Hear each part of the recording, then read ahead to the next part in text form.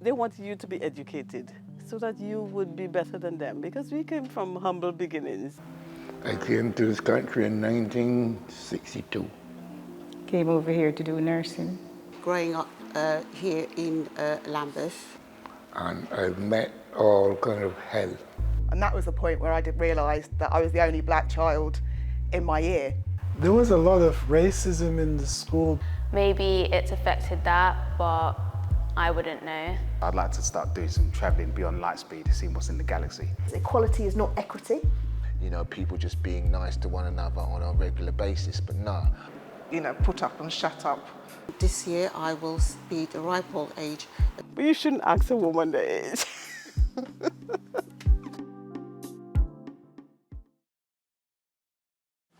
I guess for me, what I found really interesting about the whole film is the age ranges of the participants. And I think what's really disturbing is, as hopeful as everybody is, everyone still seems to be having the same experiences from 14 right up to the late 80s. For me, that was really stark.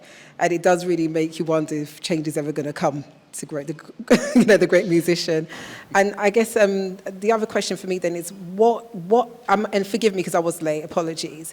What is the purpose of this film? What outcomes or what difference are you hoping this film's going to make? Just to your first point, I think it's really interesting that that there's a range of views in terms of whether things are getting better or worse, and if there's hope for the future or not. And that's what we wanted. We wanted to capture, because some people are very pessimistic about the way things are going, and some people aren't. And I wanted to capture all of that. I mean, for me personally, I think particularly what the younger people's experiences were, it just seems to me that we've reached a stage where there's a certain amount of integration and tolerance. However, there's these pockets where, like, if you step out of your lane, suddenly, what are you doing here? So I think that, I think if that young boy had done football, like the exact same young people around him wouldn't have questioned it. It's because he was doing cricket, which is, if they knew anything about cricket, is the most ludicrous thing. But but I think that was the issue, and I think that, and there's still that kind of, you don't belong here. And I think those areas are shrinking. I'd like to believe those areas are shrinking, but they still exist. And I think if you don't ever go in those areas, you're thinking there's not a problem, because I just play football. I've never had to play cricket. So therefore, there's no problem, yeah? In terms of outcomes, we were really focused in the making of the film on encouraging the young people we were working with to explore the stories of their elders. That was my overwhelming goal. I don't think we listen to our old people enough. And if you show interest, they will talk. You do sometimes have to dig it out of them. Some are very quite open. Some you do have to kind of go digging because they think, it's not important or it's over and it's the past and they don't want to dwell on it. It's really important that we know what they went through so that we enjoy the lives that we do now. And it's really important to know how much struggle they went through so that we don't just let those sort of gains slip back, because I think it's easily done if we're not vigilant. So that was my overriding consideration, but I think, it was difficult. I don't think we had a specific one at the start because we didn't know what people were going to say, and so I didn't want to preempt that. I don't think Clovis would either. We just, he just tried in the editing. Well, let you talk about your editing.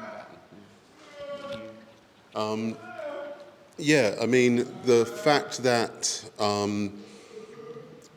it's interesting because the fact that filmmaking is completely just a construct.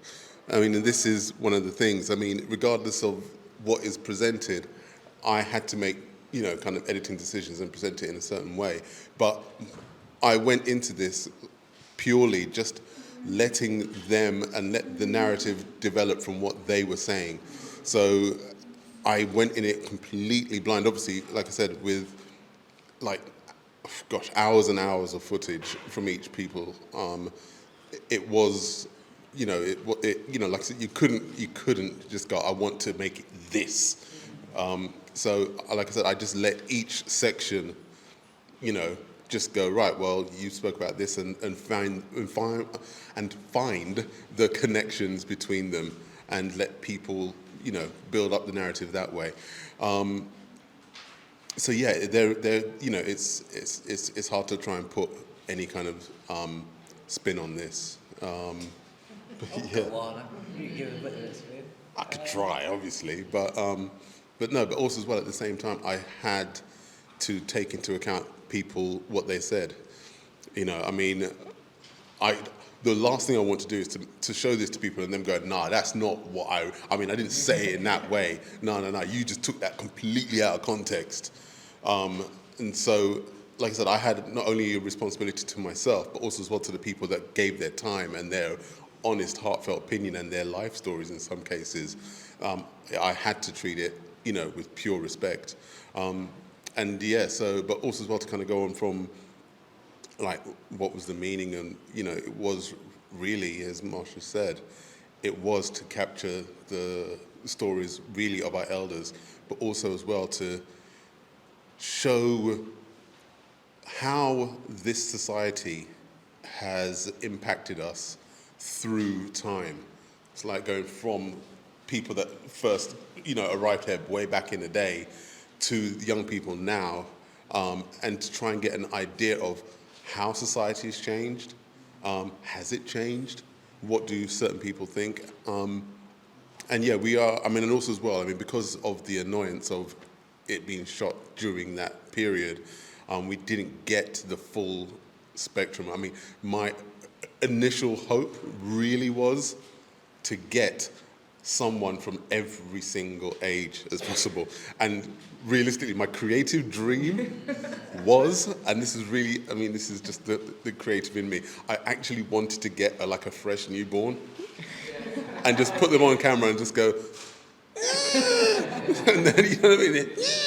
You know, yeah, I wanted to start, I wanted age 0, 1, 2, 3, and, you know, I wanted the whole spectrum, but obviously that wasn't going to happen, but I thought, ideally, I wanted every single age, every single, you know what I mean? I wanted that end segment to go, yeah, I'm 1, I'm 2, I'm 3, I'm 4, you know what I mean, or whatever, all the way. But obviously, like I said, it just didn't happen. And there is a gap between people in the early 20s and late teens. That gap is missing, which is, you know, annoying. And I think if we had got their opinions, it would have filled in some kind of aspects, something, because, I mean, at the moment, we don't have it, so I can't say what they would. But, yeah, just, you know, it's to capture, you know, stories, really.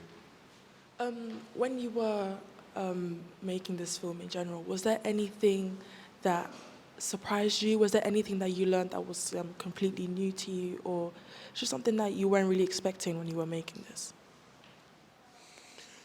Gosh, surprising. The thing that kind of really surprised me was how many different areas and avenues and topics that people covered just from that, you know, those two.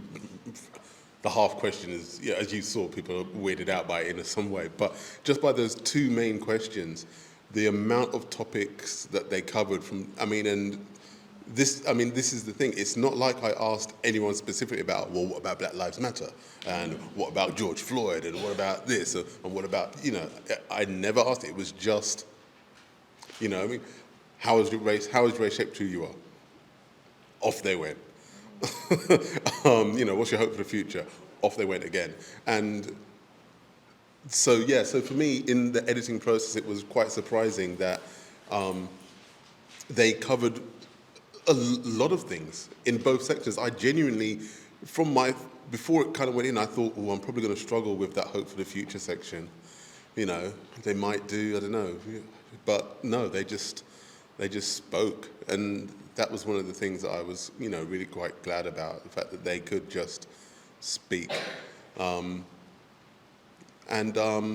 another thing as well, I think one of the people mentioned it, was that because it was just Black people behind the camera, they felt a lot more comfortable.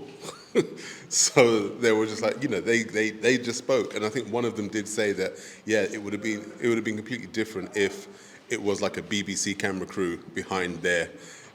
They would have said completely different things. So, yeah. How about you? Anything surprised me? I guess how optimistic people were. surprised me a bit because we were coming out of quite a dark period, not just because of the George Floyd and Black Lives Matter, but this was emerging from COVID as well. And I think part of that was around kind of people having been sort of trapped in their houses for so long. I think this was quite a different film we made because we literally got people as we were allowed out. We were like, we need to talk to you. And I think we would have probably got a different kind of film if we'd filmed it before, perhaps with the same people, or even a few months afterwards. I think we got this moment in time where people were quite contemplative about and thinking quite a lot about their lives and what had impacted on them. And so, but yeah, I was surprised, and that might be reflective of the age ranges that we got as well. Like, because I think if we'd got some more sort of 20, early 30-year-old people, they perhaps might not have been quite as happy. You know, I think there's a kind of objectivity that comes with age, right? Because you remember all of it. I remember it. I mean, I'm a child of the 70s. I remember it when it was like, you know, Millwall Football Ground was our local club, you know. So I remember it being really bad, like feeling scared to walk down the street, almost to the point you didn't notice it anymore, because that was just a normal thing. And then if something happened, then it went up a little bit further. So, and I don't think my children, for instance, experienced that, would even recognize that as a kind of way of being. So I think that there is something about an objectivity, but I think as well, I think there's something really powerful about just not accepting the fact that things have improved, and then that's okay, we don't have to do anything else. It's like, you know, I think it's absolutely right for younger people to say, well, yeah, things have improved, but you know what, not enough. You know, it's still not good enough, and so we want more. I think that's perfectly legitimate on a number of issues, you know. That's perfectly legitimate for young people to say, yeah, we want more, so. So we'd had a grand plan. We shot the film over lockdown, so the project was supposed to take we didn't shoot the film, we trained the young people over lockdown. So the project was supposed to take 12 months, took like 2 years. And we had a lot of stop-starting, a lot of changing. So what we originally wanted to do was get the young people to like pick 2 or 3 people each that we were there, and these could be people they knew or people they just would like to interview. And then we were going to make approaches on their behalf, but that just wasn't possible. And so we ended up basically tapping our network, in essence, that people we knew and people they knew that they thought would be interested in taking part. And so most of the people were based in and around London. We had a few kind of outside of, in the sort of surrounding suburbs of Essex, and I think we went further, I can't remember. I don't know why I'm doing like this, like we went further south, I can't remember. But yes, but most of them were around London, North London, that was the weird one. But yeah, so, because originally we wanted to go around the country, that was our aspiration, but it just wasn't possible during lockdown. So with the young people, we, you know, as Marsha said, we worked with them over lockdown, and it was a stop-start situation. We had a first group just before lockdown, and we started working with them. But then as successive lockdowns and easing of lockdowns and so on and so forth, we had to re-advertise, get more new young people, train them up. And so, yeah, it was a kind of complete roller coaster ride of, you know, a kind of a training session. I mean, like I said, it was supposed to be 1 year with working with them and getting all the stuff and completing the film. But yeah, and even with, you know, we worked with Lambeth, it got to the point where it was like, okay, because it wasn't only just us who were working with Lambeth, there was a bunch of other organisations, and they had very similar problems trying to deliver their training and all the rest of it. So towards the end, it was a kind of a rush to get the people in the video to interview, also as well the remaining young people that had either stuck with us or we kind of picked up along the way, to get them to, you know, come with us and, you know, go out and shoot all these interviews. So yeah, it was tough. I think we trained, I keep saying we, Clovis trained about, I think it must have been between 30 and 40 children, and we ended up with 2 at the end who actually did the filming.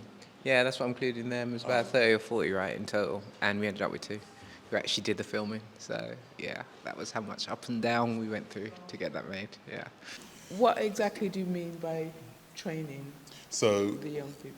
when so as a kind of filmmaker myself, I truly believe that teaching people to make films is all about control.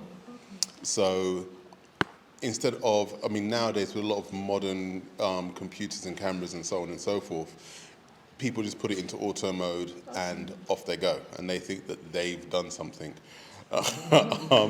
I'm very much of the opinion that photography and videography is about control. You control the lighting, even everything down to the frame rates and so on and so forth. So teaching them about the camera, what a camera is, how it works, how to shoot video with the camera, how many frames per second and so on and so forth compared to still photography, but also as well lighting for specific purposes, lighting for certain ideas, sound, miking up, and also as well. So, and what I firmly believe is once you know those skills, you can apply it to anything that you want. So even though I've trained a number of people to create this, which looks like a very simple setup. It's just a white background and all the rest of it. But the skills that they learn in that, to be able to do that in any environment, because what's not necessarily evident, there's a couple of them which there's a kind of color balance shift, or the background isn't as crystal clear white as all the others, because over the period we were shooting it, like I said, we were shooting at the end of lockdowns, and so we were going to different people's houses. A couple of them were shot outside in people's gardens.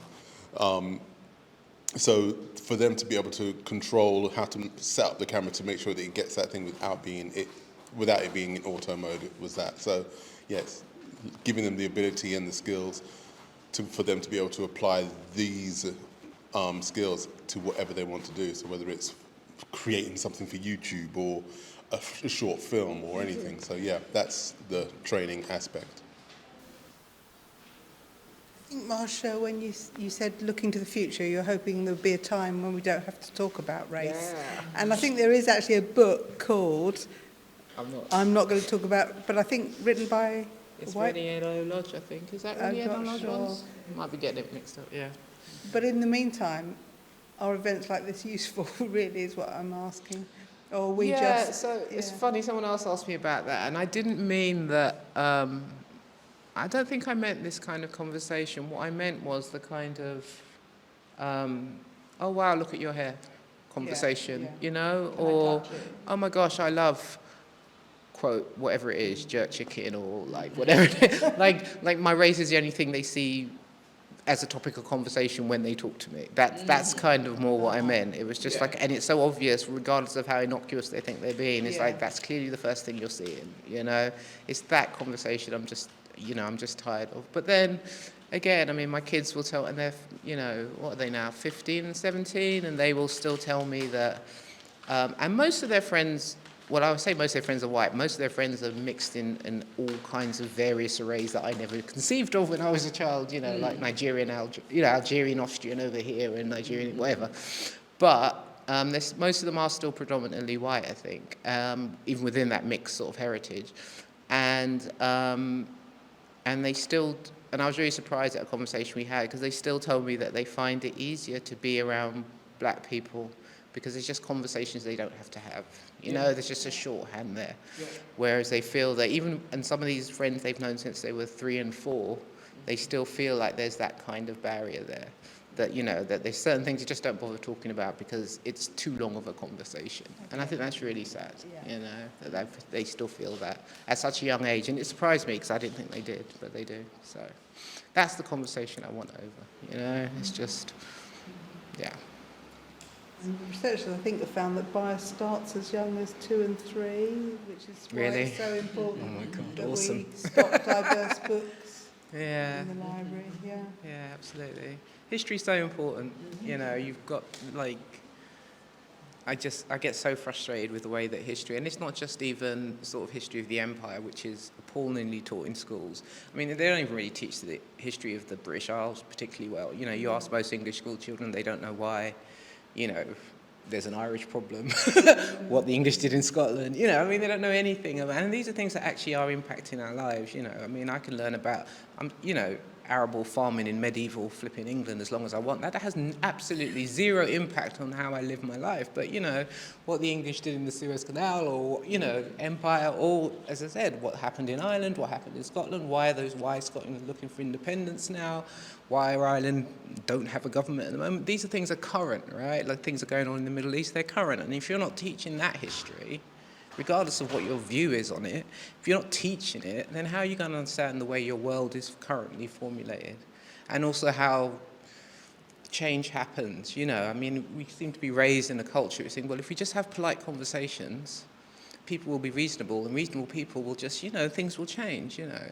And I think the events in Bristol, the Colston statue proved that. You know, I'm not an advocate of violence, but they were reasonable for years, like decades. They wrote their petitions, and they made their, you know, they talked to the right people, and they were reasonable. And then finally, they just pulled it down. Because, like, there's a limit to how long you keep doing. If you look at how anything significant changes throughout history, and it's not just this country, it's not through reasonable conversations. If you're looking at power being shifted from one group of people to another, it's usually accompanied by bloodshed and, you know, suffragettes having food chucked down their throats and throwing themselves in front of horses. And, like, change is painful. It's always been painful. And if we don't understand that, you know, you just can't expect it to happen because we want it to, and we're nice people, so eventually it will. No, it's going to have to hurt. On some level, it's going to have to hurt. It always has. And that's, you know, our young people need that understanding, because otherwise they'll sit there with their little online petitions and their UMPs, and no, you know, got to take to the streets, man. I'm delighted to say we stock books produced by the Black Curriculum Dorling with Kindersley, and really stresses, you know, on British history and real positive role models. So it's really important. Yeah. I'm tired of learning about royals. I'm really tired of learning about royals. I want to learn about the trade unions. I want my kids to learn about, you know, the people who stood up and made this country what it is today.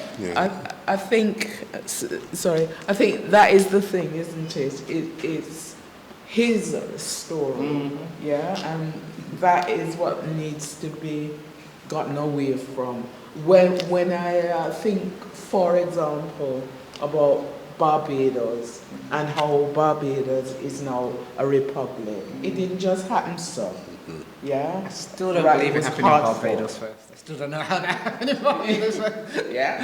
The most non-radical country of all of them. I still don't know how that happened. Because the people there, I spend a lot of time there. The people there are, you know, and particularly the Prime Minister.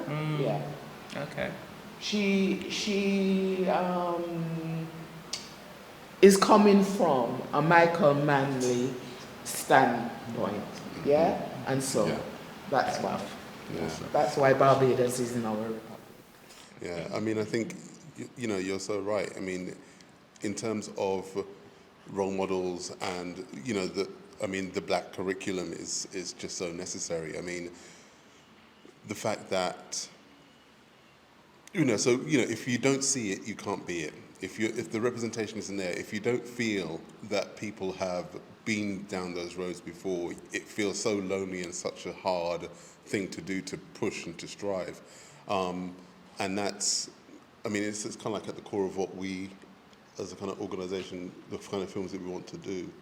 I mean, our next project that we're working on is called Black British Ballet, and we are documenting the history of Black British ballet dancers who trained and, you know, who trained in this country, and, you know what I mean? Oh, in the last century, yeah. So, you know, parameters, yes. So we wanted to capture the older generation all the way up through, you know. So yes, I mean, and that's one of the things. It's like, you know, being able to see that, you know, also knowing that we've been here, we've done a lot of things, and in most areas of industry or sector or society or politics or anything, there have been Black people there doing things, and if it's not spoken about, if it's not remembered correctly, then it's completely forgotten. And I'm generally not talking about America. I'm talking about Britain, because what I often find a bit annoying about Black History Month is that they often, defer everything to the Black American experience, which is so very different from the Black British experience, and how and why we're here. And not only the struggles, but the advancements, the victories that we've had in this country facing the problems here. That's a lot more. I find it, if a lot of Black British people knew this, it would be a lot more empowering. Because, like I said, I mean, so many of us, we even when it comes to the curriculum in school, they're talked about slavery, and you're just like, well, yeah, that's the American side, that's the Atlantic. What happened when they dropped them off there and the ships came back to England with all the money and the spices? And why are we here now? What is the product of that slavery on this country and us being here? So that's the kind of thing that I want to get really taught in schools. I mean, have empire taught properly. So not only Black people, but so white people to have a full understanding of their history, not just the good. I mean, and also one of the things there's this area of study called histography, where the basic premise is history is taught by the winners. So if you won, you get to write the history books. And that means the person that they were fighting against makes them look like they're the bad guys. And a lot of the time, it's not the case, especially in the case of Europe and you know what I mean, going around the world. So that's one of the things that I really feel kind of strongly about. It's like telling this story, our story right here.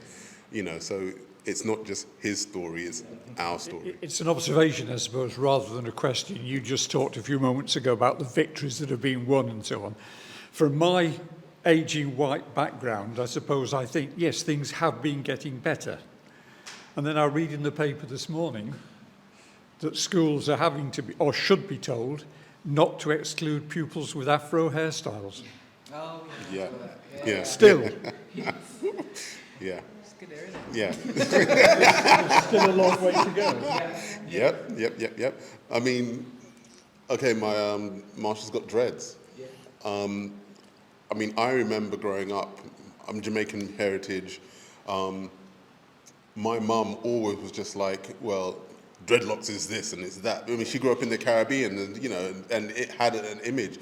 And so a lot of them, when they came over here and the struggles that they faced, then you add on top of it, it's like, well, if you're going to visually look like trouble, if you're going to visually set yourself apart, don't do it, because you're going to invite even more trouble for you. And it hasn't been until recently that dreadlocks have kind of been semi-accepted as just a hairstyle. It's not, well, it is. Yeah, it is. Yeah, go ahead.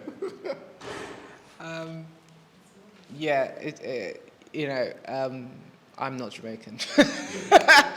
My mum's from Grenada, and to this day, she will still call them curly twists. No, curly twists. No, she wouldn't put Rasta in there at all. Curly twists, she calls them. She can't get the word dreadlocks out of her mouth. And she doesn't mind them now because I keep them neat. But yeah, it's not. It's like colonizing mindsets. Yeah, they live hard and they die hard. Yeah, they just continue. So yeah. Sorry. So, I mean, it's really interesting. I think this point and the previous point just kind of lead into, I guess it's more of a point I'm making. And it's really interesting, the point you make about Black history having that American focus. And I guess for me, it was about that Pan-Africanist movement. But actually what happened in those different spaces around those Pan-Africanist movements is what's changed. Because actually there was a moment for that civil rights movement mid-century, which, it kind of started before, isn't it, with the decolonization of different nations and the forethought that came before that. But it was about, that one single Black movement, isn't it? And actually how it could spread across the earth to where all Black peoples are. But the point is we've lost a part of that narrative in this part of the world, isn't it? And I think the question is why. And it's really great that we're going back into it. And it's really interesting you talk about dreadlocks, as well, because we're from Ghana, and we're a Akan specifically, and actually dreadlocks were for the spiritual people, the priests and the priestesses. So you didn't just do your hair because, you know, you were either a shrine child or something's come about your birth, so that's why you lock your hair. So it wasn't, it's almost like an honoured hairstyle, isn't it? It's not for everybody. And so it's almost like a taboo, like, how dare you, you know, because these were our priests. But that part's been taken out of our narrative, do you know what I mean? So a lot of the bulking, they don't even understand where the bulking is coming from, to be perfectly honest. But it was done by the shrine, isn't it? The priests, the high priestesses, all of them, you know. So to today, in some of our more traditional areas, you know. But again, in Ghana, I think it was about 18 months ago, pre-COVID, 2 boys had dreadlocks and they were not allowed to be admitted to one of the premier boarding schools in Ghana. Wow. Yeah, and it was a whole big court case. It's so interesting. So where that colonial mix cuts across the traditions, you know, it's a hot mess. That's really interesting. I love your hair. I'm a South London girl too. I grew up on the Old Kent Road. I was Dartford, mate, so there you go. I was just going to say, I think that whole history, Black American, British, African, Caribbean, South American, when you look at Black history, I think it's so rich and so diverse. And I think you're absolutely right, there were moments in times, particularly in the 60s, where you really did see that, because, you know, they were fighting oppressors across the board, and there really was a sense of kind of unity, and it just gets lost so quickly, you know, because there's so much opposition to that. The last thing they want is Black people in Africa and the Caribbean and America, and, you know, clubbing together and, like, standing up. That's always going to be resisted. And I think that, you know, because I lived 5 years in America, and I've never felt as alien among Black people as I did among Black Americans, because they just assumed I was something that I wasn't. You know, my experience wasn't different. I didn't think I was any better than them. It was just a completely different experience. And I was in the South, which didn't help. But, you know, and they had a very Pacific idea of what Black people were. I still hear it today, like you see Black American comedians go, well, you know, us Black people.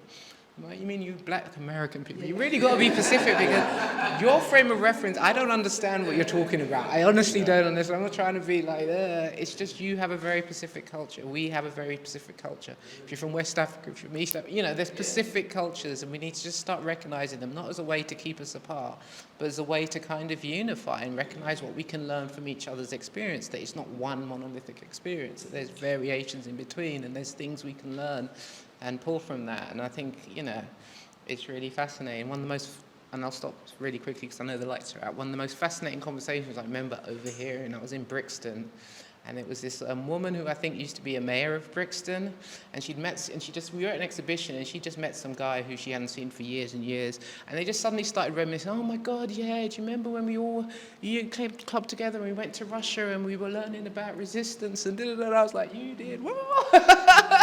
I want to know that story. I want to know what you were doing in Russia, because, you know, when I heard that conversation, it was the 90s and Russians were horribly racist and da-da-da. You know, and these were like, they went over in the 60s, like groups of these Black academics and activists, because Russia was trying to unseat the West, obviously.